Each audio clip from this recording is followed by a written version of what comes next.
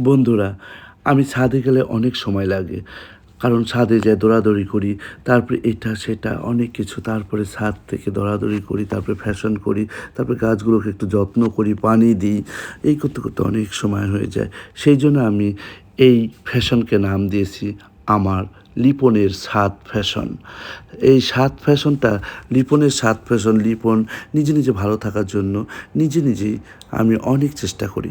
Heart operation করার পরে মনে হয়েছিল যে আমি মনে হয় মরেই যাবো। আমি মনে হয় আর পারবো না। সেজন্য ছেলে মেয়েদেরকে সব বিয়ে দিয়ে সুন্দর করে আমি নিজে ভালো থাকার জন্য চেষ্টা করি।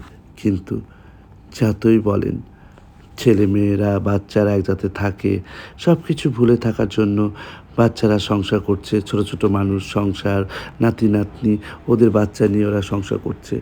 আমি তো বাবা।